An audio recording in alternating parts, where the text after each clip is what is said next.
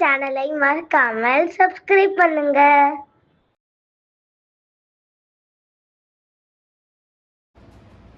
இப்போ வந்து ஒருத்தங்களுக்கு கண்ணு தெரியல, ஒரு வயசான ஒரு தாத்தாவுக்கு. அவர் வந்து பாபா எனக்கு வந்து கண்ணு தெரியல அப்படின்ட்டு வந்து சொல்றாரு. 4 ரூபாய் தான் கேட்கறாரு பாபா. பாருங்க, 4 ரூபாய் தான். உன்னால பார்க்க முடியும் அப்படின்னு வந்து சொல்றாரு. 4 ரூபாய் கொடு அப்படின்ட்டு சொல்றாரு. 4 ரூபாய் கொடுத்தாரு. அவர் வந்து தலையில கை வச்சாரு, கண்ணு தெரிஞ்சிட்டு.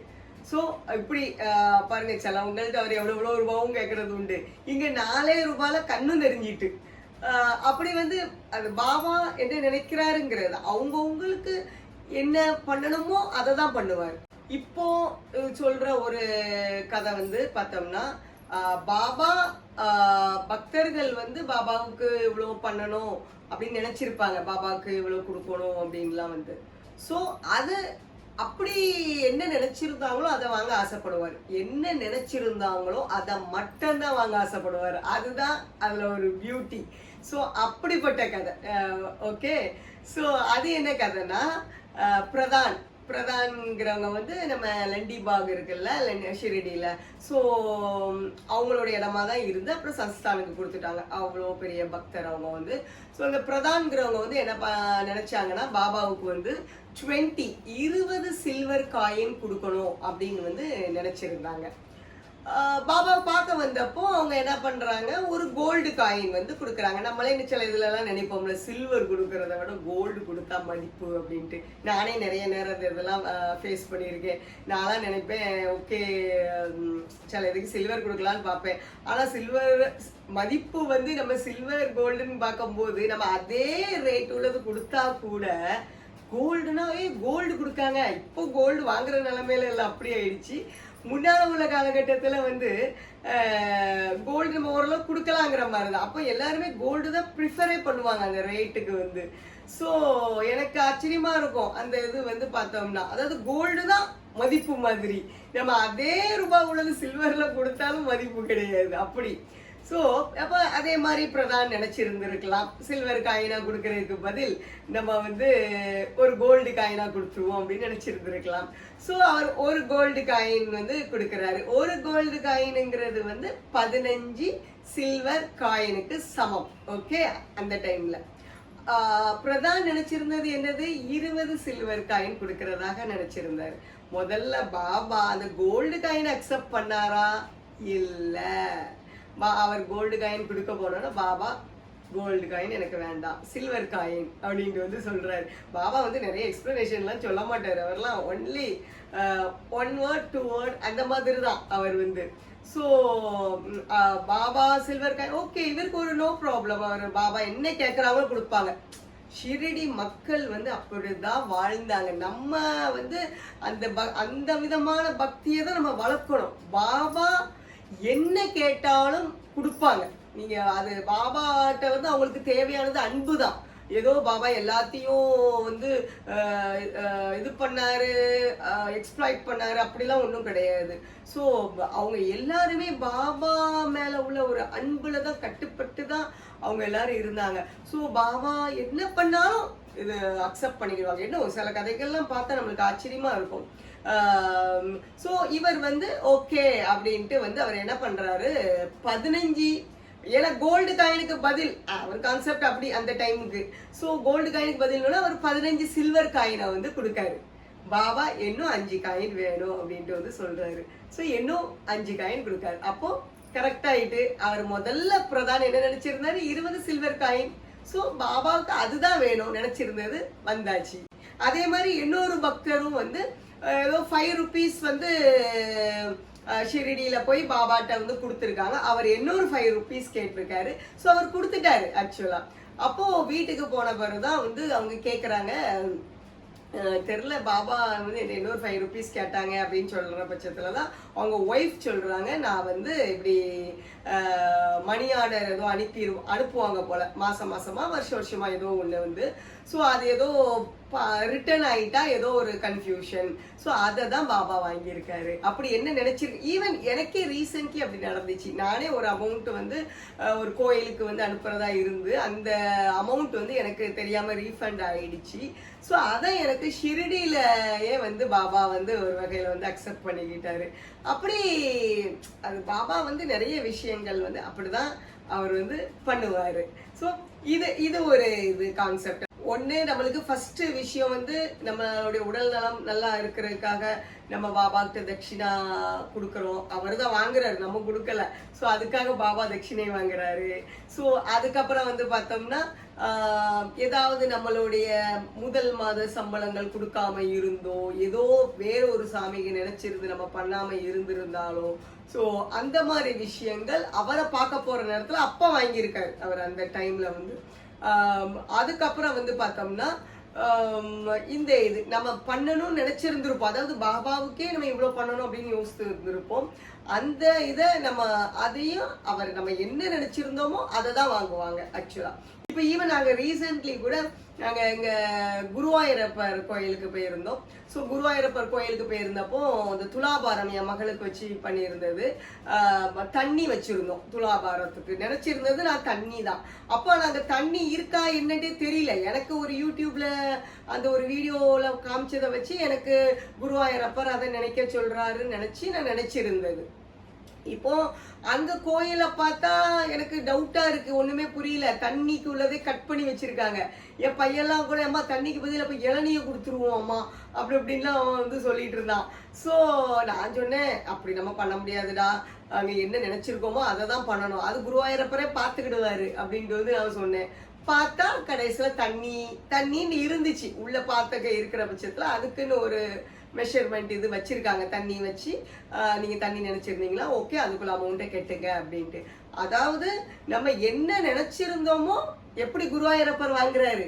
ஓகே, இந்த கதை கூட நான் யோசிக்கவே இல்லை, கரெக்டா எனக்கு இப்ப சொல்லும் போது வருது. ஸோ அவர் வந்து கிருஷ்ணர் தான்ங்கிறது, அந்த அவதாரம் தான்ங்கிறது அவர் ப்ரூவ் பண்றாரு இந்த இடத்துல கூட. ஸோ அப்படிதான் பாபா நம்ம என்ன நினைச்சிருந்தோமோ அதுதான் அந்த பிரதான் கதையிலையும் வந்துச்சு. ஸோ சில்வர் காயின் தான் கொடுக்கணும்னு நினைச்சிருந்தாரு. நம்ம வந்து அதுக்காக மாத்திர பட்சத்துல கடவுள் அக்செப்ட் பண்ணுவாங்கன்னு கிடையாது. நம்ம அந்த நேரத்துல ஒரு பாசமாவோ ஏதோ ஒரு எண்ணத்தோட நம்ம வந்து காணிக்கை செலுத்தணும், இந்த இதுதான் பண்ணணும்னு நினைச்சிருக்கோம். அதை தான் வந்து பக்தர்கள் கொடுக்கறத கடவுள் வந்து அக்செப்ட் பண்ணுவாங்க. ஓகே, இப்ப இது வந்து 2 ரூபாய். நிறைய நேரத்துல வந்து 2 ரூபாய் மட்டும் பாபா வந்து வாங்குவார். அந்த 2 ரூபாவுக்கு என்னென்ன அர்த்தங்கள், அதுலயே வந்து வேற வேற பரிணாமங்கள் இருக்கு பாபா கேட்கிற 2 ரூபாயிலேயே வந்து. ஸோ ஒருத்தர்கிட்டலாம் வந்து திருப்பி அவர் 2 ரூபாய் கேட்டுக்கிட்டே இருக்காரு. அதாவது சில நேரங்கள் வந்து அவங்களுக்கு புரியாது. அவர் 2 ரூபாய் திருப்பி கொடுத்துக்கிட்டே தான் இருப்பாங்க. 2 ரூபாய் கேட்டிருப்பாரு, திருப்பி 2 ரூபாய் கொடுப்பாங்க, திருப்பி 2 ரூபான்ட்டு. ஸோ அப்புறம் கடைசியில் அந்த பக்தர் கேட்காரு, பாபா நான் தான் 2 ரூபாய் கொடுக்குறேனே, ஏன் நீங்க வந்து கேட்குறீங்க அப்படின்னு சொல்லும் போதுதான் அவர் சொல்லுவாரு, நம்பிக்கை பொறுமை. நான் கேட்கறது நம்பிக்கை பொறுமை.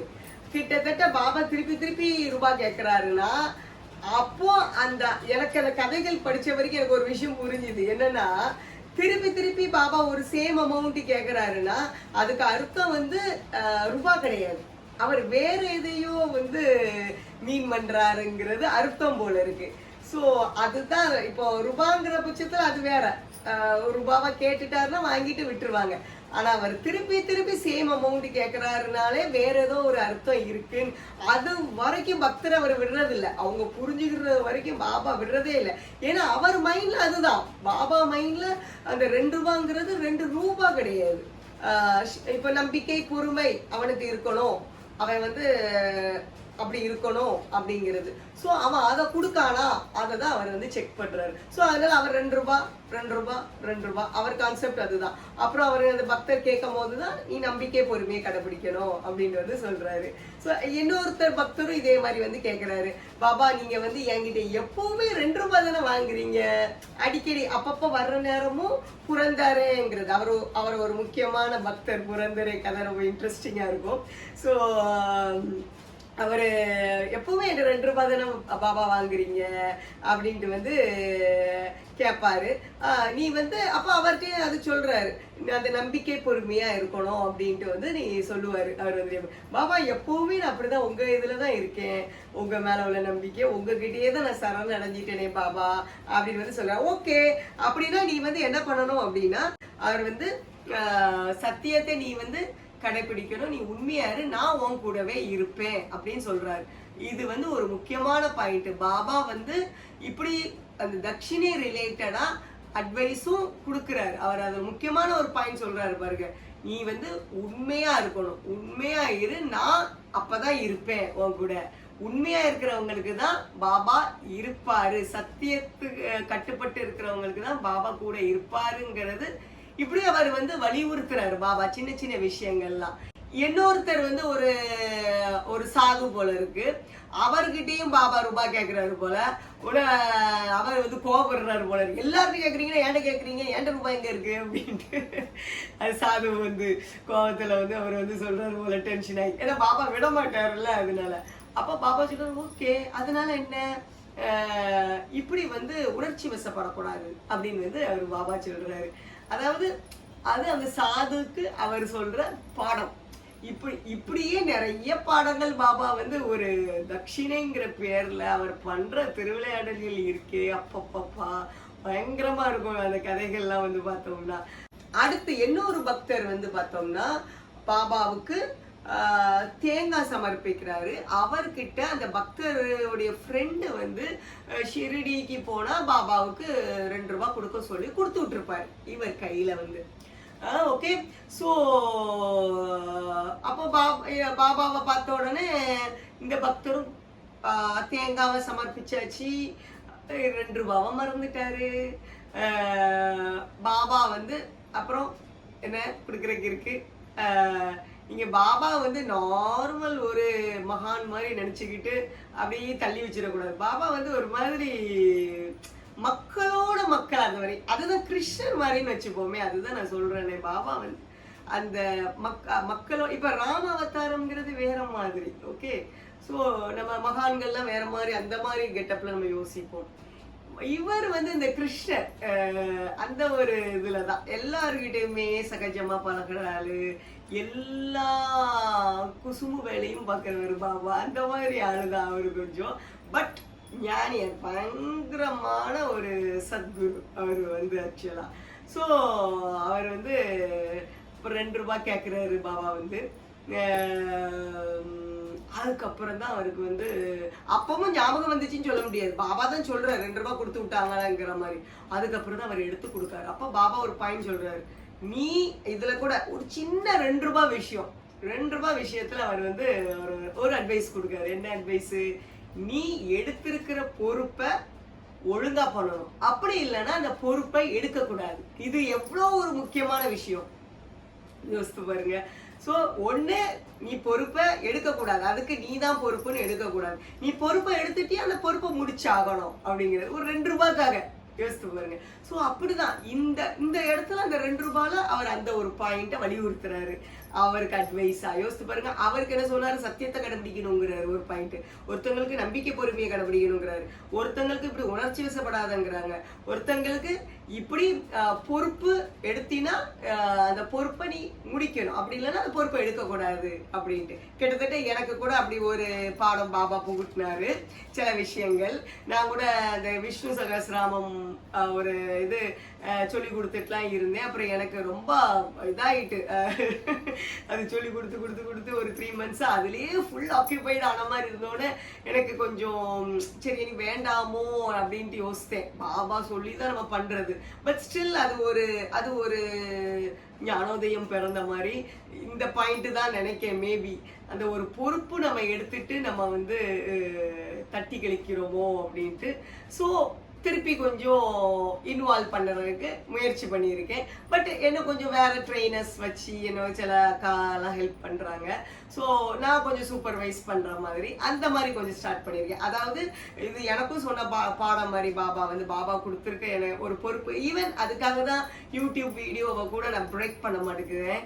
கொஞ்சம் எப்படினாலும் எடுத்துக்கிட்டே இருக்கேன். அது எனக்கு அவர் கொடுத்த பொறுப்பு. நான் அதை வந்து நல்லபடியாக பண்ணி ஆகணும். ஸோ பாபா சொல்கிற அட்வைஸை நம்ம கடைப்பிடிக்கணும். இந்த இடத்துல வந்து இந்த பாயிண்ட்ல தட்சிணை கூட சேர்ந்து சொல்றேன்னா அது உங்களுக்கும் உள்ள பாடமாகும். நீங்க சத்தியத்தை கடைபிடிச்சாதான் பாபா உங்க கூட இருப்பாரு. நீங்க உணர்ச்சி வசப்படாம இருந்தாதான் பாபா உங்க கூட இருப்பாரு. நம்பிக்கை பொறுமையா இருந்தாதான் பாபா உங்க கூட இருப்பாரு.